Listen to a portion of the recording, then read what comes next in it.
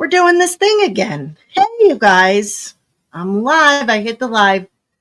My name is Dee, and I'm streaming out of Humboldt County, about Humboldt County, to Humboldt County, and anyone else who cares. And I'm going through this study right now, and I'm going to be reading 10 pages from this book about my favorite topic, ancient principles. The law happens to be one of them. Not that I'm any kind of lawyer expert or anything, but I am learning the laws. We better learn the laws or we're going to be in trouble. What's up, Devil Dog? And nobody here. It's just me. This is good nighttime reading, chore reading. Maybe you're like me and you kind of zone out after a while if somebody's reading a lot, although I'm quite used to that. I read a lot and I listen to people read a lot, but I will admit that even myself finds myself getting a little bit daydreamy, kind of. So anyway, if you have a hard time with this, I want to encourage you to put this on when you're trying to fall asleep. It'll probably really help. And you'll take it all in, right? No, really, I do hope you're paying attention. I hope that you understand the power of the spoken word as much as I do. These are things that we need to be hearing, these words. We need our ancient principles. We need our laws. We need to hear about our foundation and to learn more about our Constitution. So thank you for hanging out with me. I'm going to read 10 pages right now. I'm going to be just reading half of this chapter. So I realized that I had said before, do I need to slide up? I look like pasty white. I'm a pasty white girl. Before that, I was saying it was 1 and 2, but it's going to be 1A and 1B. We're in chapter 2. And I'm only going to read half because it's just a lot. And I hope I can get through it in like 15, 20 minutes. I can't look at chat once I start reading. And, also wanted to tell you that I went ahead and put the Twitch channel up on this page. So it always has the last stream I did. And when I'm live, it's also running. Thankfully, I'd have to hit play and we can just bypass it. I was worried about that. I didn't want to. So yeah, let's see how fast I can get through this. This is one of my favorite parts about learning about our history, for sure. The discovery of the ancient, I hope I can talk today. The discovery of the ancient principles.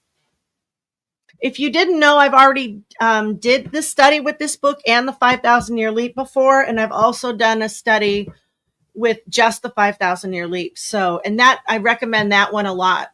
It was really great.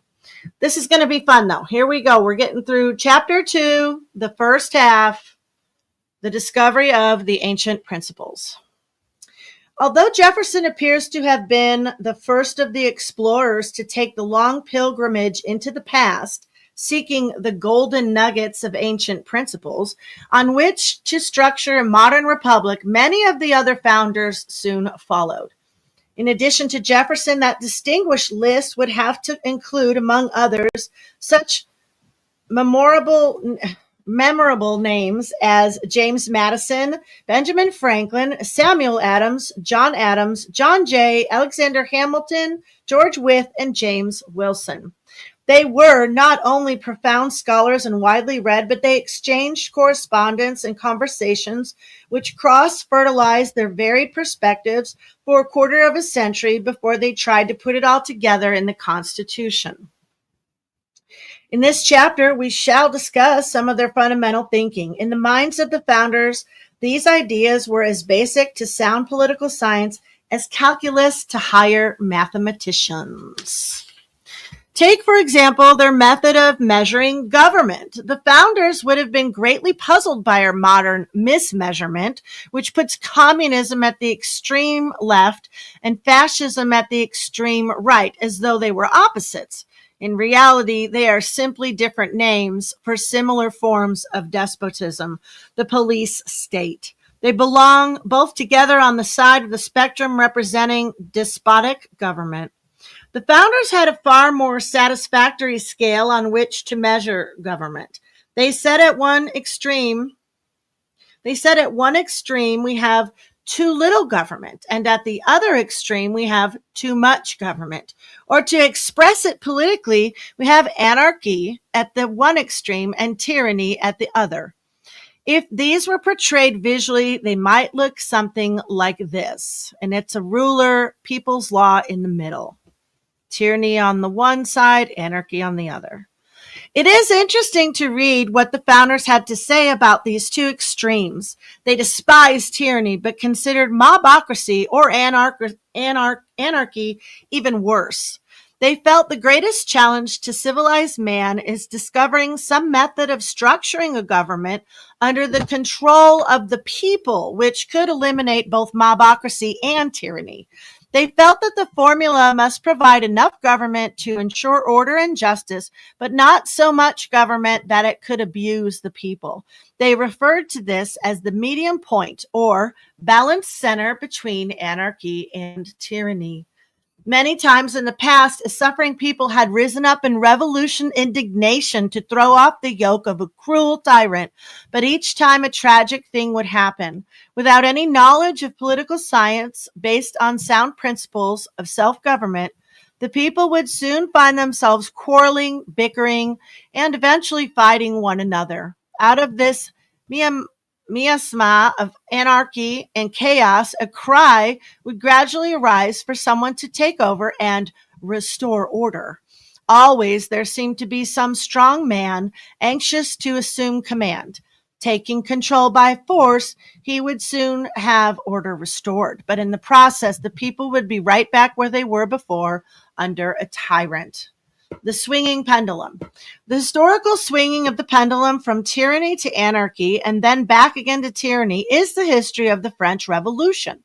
The French revolted in 1789 for good cause, but the extremists seized control and began executing around 4,000 of the best leadership in the country.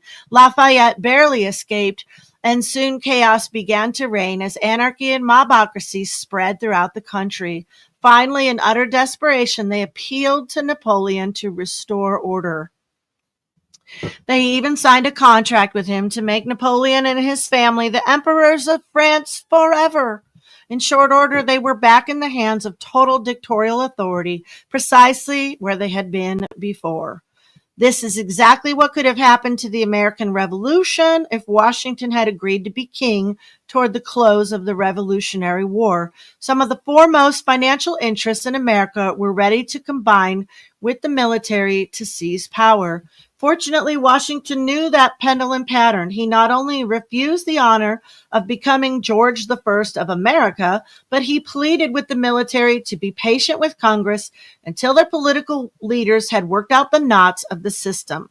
Washington knew what his fellow founders were seeking. Somehow they had to stop the pendulum from swinging back to a monarchy. They had to set up a system where there was enough government, but not too much. They had to stop the pendulum in the balanced center of the political spectrum. Obviously, the founders were not extremists, either right or left. It is interesting what they had to say about the balanced center. Jefferson. We are now vibrating between too much and too little government, and the pendulum will rest finally in the middle. Iredell. There are two extremes equally dangerous to liberty. These are tyranny and anarchy. The medium between these two is the true government to protect the people. In my opinion, this Constitution is well calculated to guard against both these extremes. Washington. There is a natural and necessary progression from the extreme of anarchy to the extreme of tyranny. Wilson. Liberty and happiness have a powerful enemy on each hand. On the one hand, tyranny, on the other, licentiousness, anarchy. To guard against the latter, it is necessary to give the proper powers to government, and to guard against the former, it is necessary that these powers should be properly distributed. Smiley.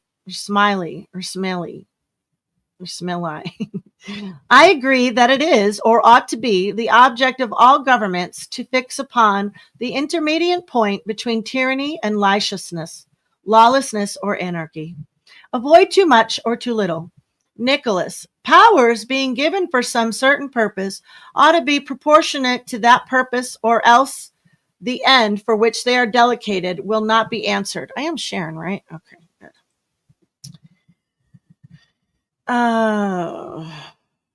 Answered. Where am I?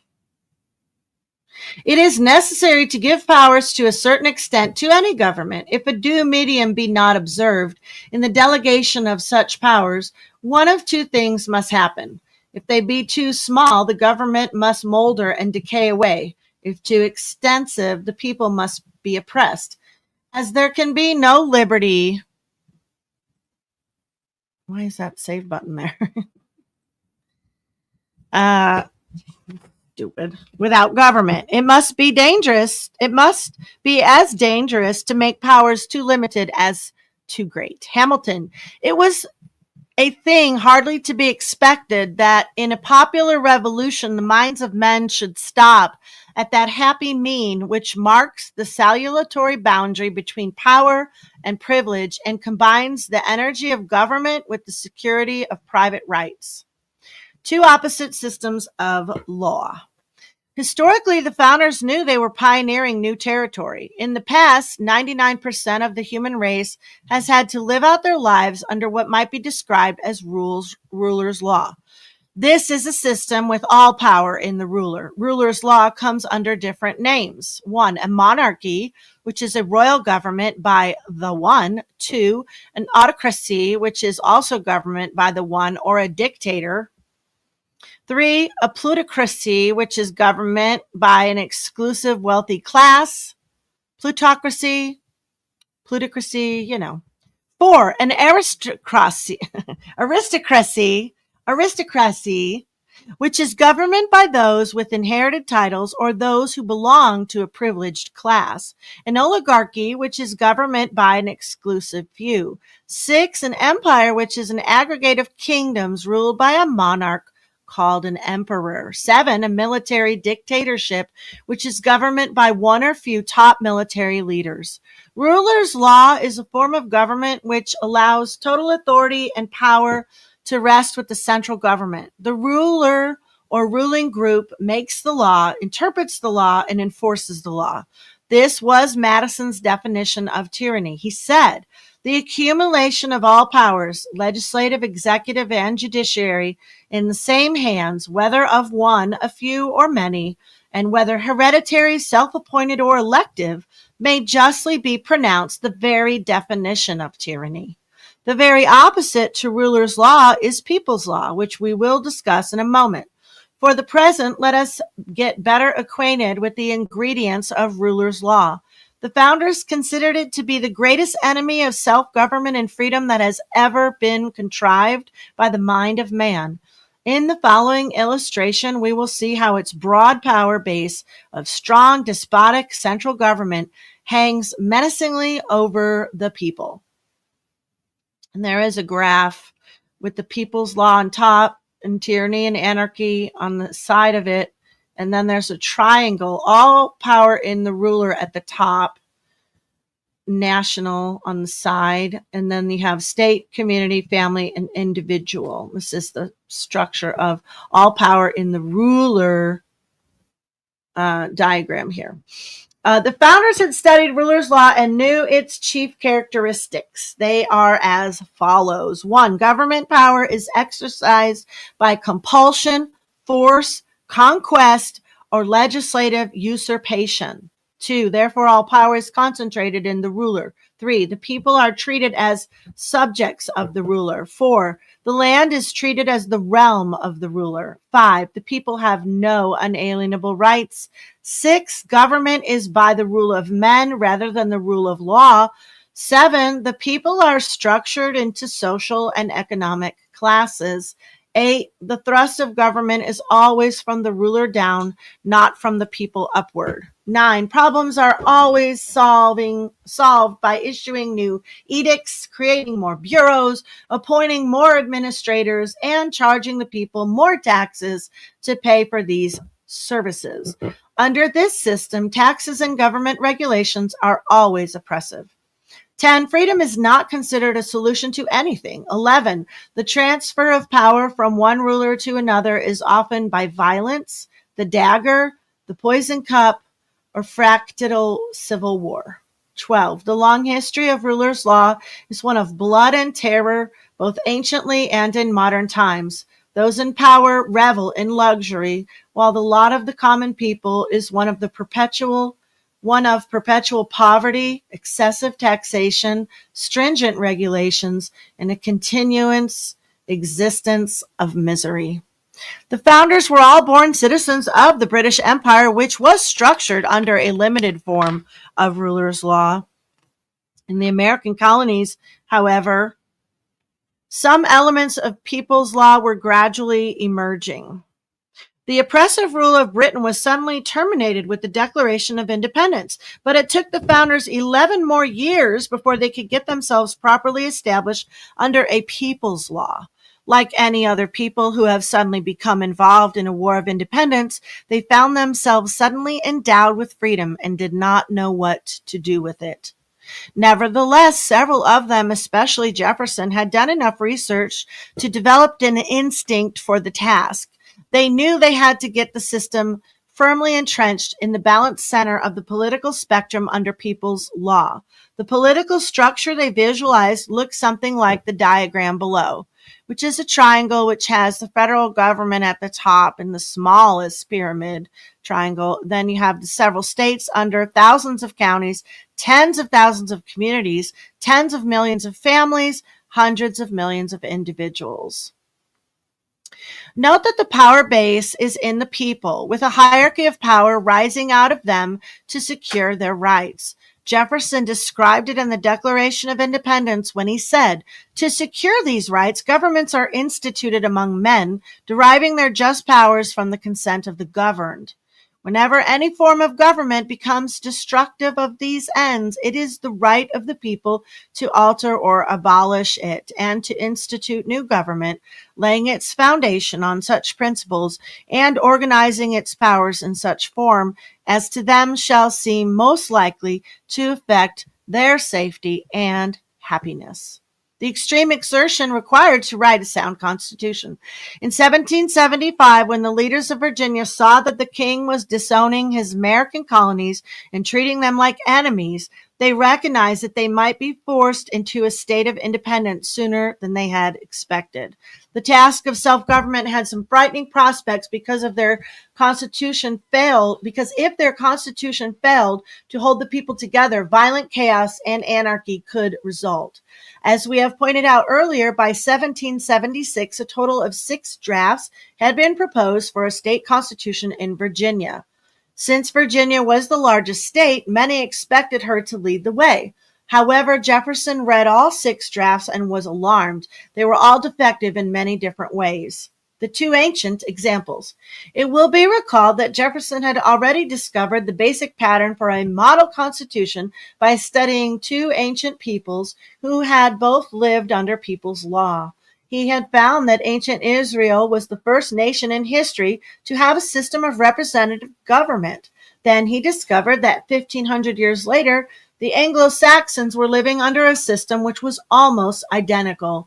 Both Franklin and Jefferson later wrote that these people were the source of the ancient principles which were wisest and most preferred ever yet devised by the wit of man.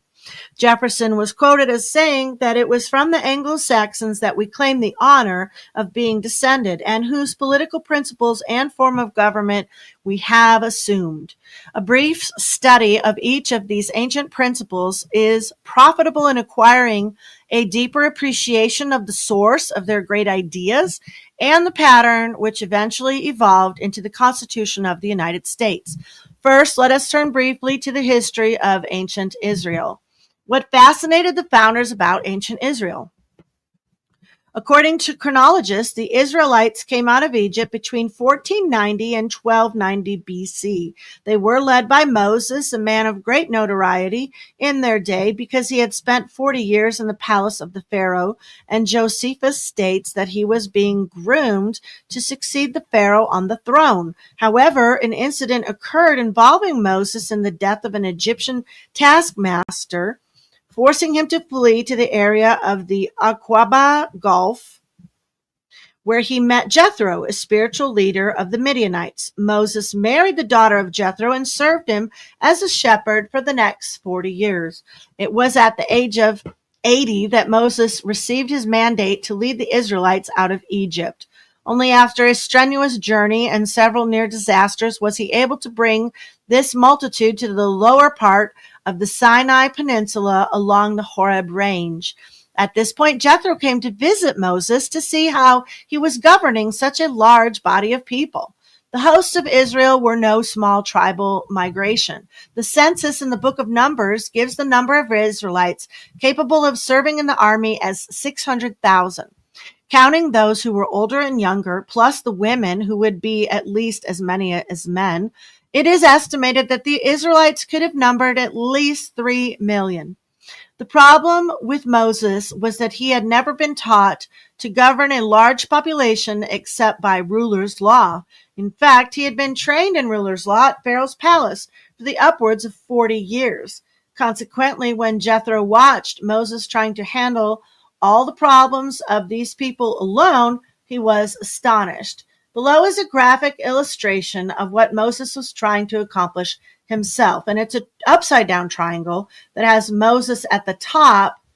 And it says the leader was responsible for solving all problems, including those involving agricultural, barter, census, clothing, complaints, construction, crafts, dairying, deaths, diet, discipline, education, employment, entertainment, farming, food, fuel, health, immigration, justice, livestock, maintenance, manufacturing, marriage, military, religion, revenue, safety, sanitation, scribes, servants, shelter, shepherding, standards, storage, supplies, taxes, transportation, travel, water, welfare.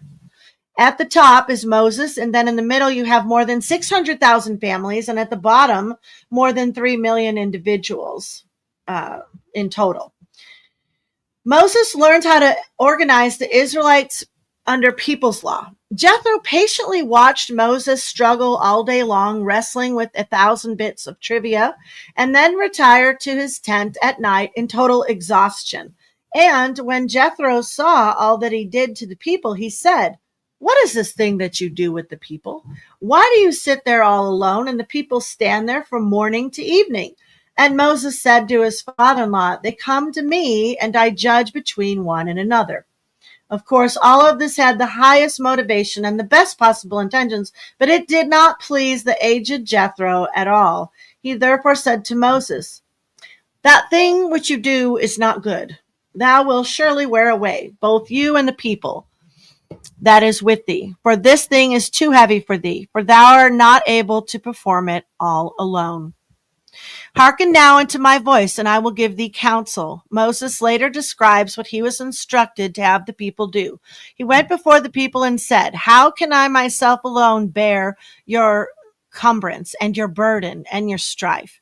Take you wise men and understanding and known among your tribes, and I will make them rulers over you." Notice that the people themselves were to take or choose from among them those who were best known for their wisdom and understanding, and bring them to Moses for final certification or ratification as rulers and judges. A model of representative government. As we shall see in a moment, what Moses actually did was to divide the people, consisting of around 600,000 families, into groups of 10 families each. Each of these groups containing 10 families elected its leader. The first step alone gave Moses 60,000 newly elected leaders to assist him. But that was only the beginning.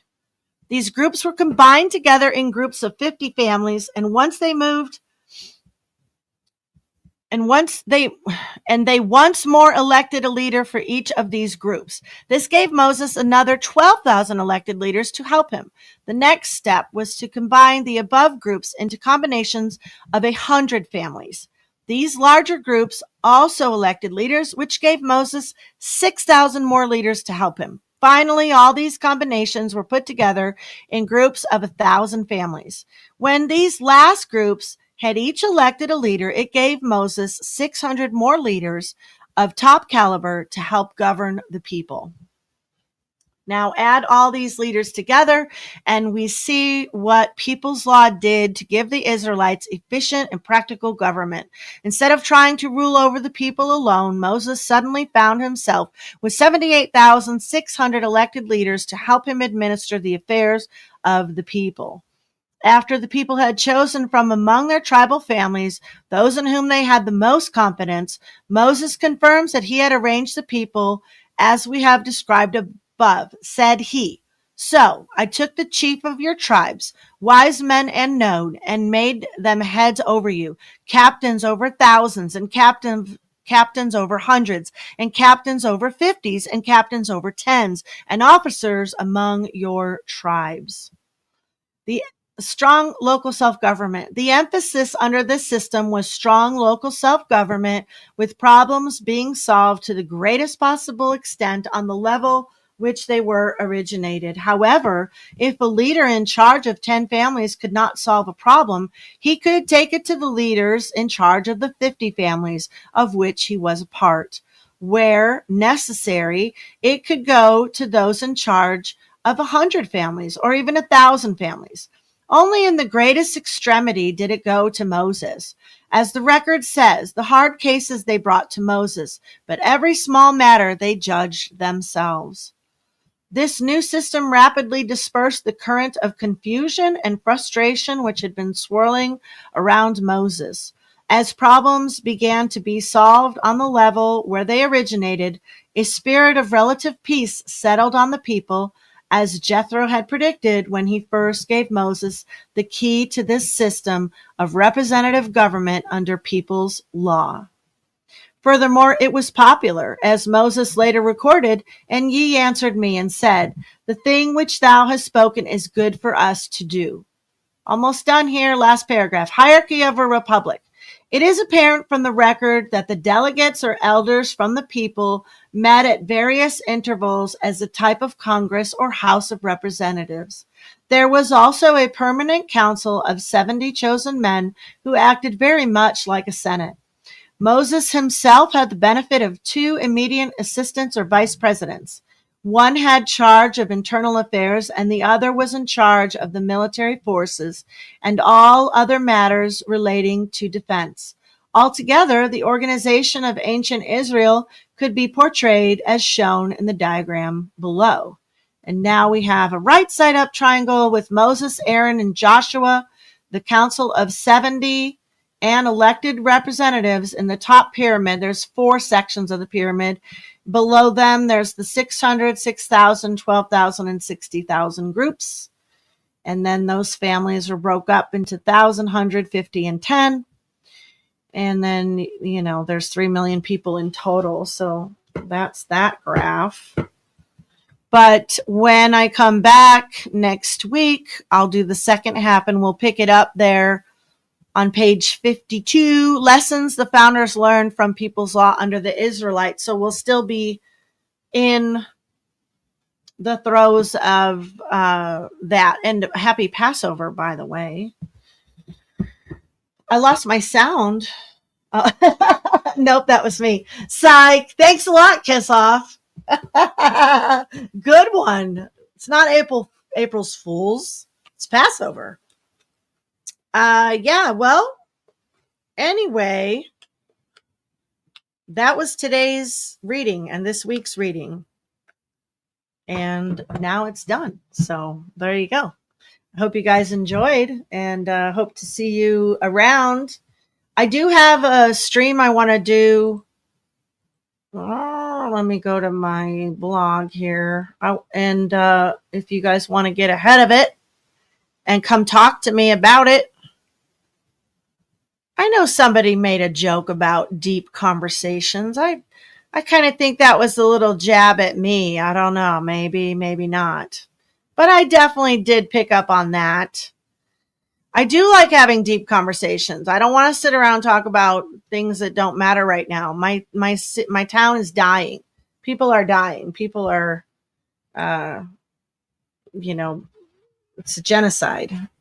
But of course I do like to schmooze and stuff. It's not that I don't. It's just that I want to have serious conversations sometimes. Sometimes I'm not in the mood to schmooze. Oh yeah, I'm going down to my blog. So and it's on water, and I was watching some documentaries about Camp Lejeune, and I'm going to stream. One of them is like 18 minutes long. And so I want to stream about that, and I think that water is a really good issue for us to get on the same page with. Whoever is not interested in clean drinking water, well, why would we be interested in what they think? We should be able to self-govern on clean drinking water for our towns, you know. So I do have this blog that's ready to go. And like I said, I'm going to share the 18-minute documentary on Camp Lejeune, but there's also one that is like an hour. Is this it? Well, that's another 10-minute one. Oh, I hope they have the hour one too. Oh, I got to go find that other one. This is by Hidden History. This one is, I think, an hour and 20 minutes long or something like that. Yeah, hour and 15 minutes long. So, and then there's that video. Remember when we seen somebody up in the Canadian province dumping in a river, and the guy came up on him? He's like, "What are y'all doing?" They're all dressed in hazmat suits, and they're dumping crap in the water. So, you know, that whole watch the water thing. Now, we got to do more than watch the water. I think that's a good cue. You know, take it as a cue, but sit around watching it isn't enough. Like, people will and do poison our water. Congratulations to Utah for being the first to ban fluoride. So, you know, you've got different states doing different things. But anyway, the water's a serious issue. I hope that we can get on the same page about something. Hey, Carolina, good to see you all. Thank you guys for being here. I appreciate you. I hope you have a wonderful weekend, and I do hope to see you soon, especially if you want to have some deep conversations. God bless America.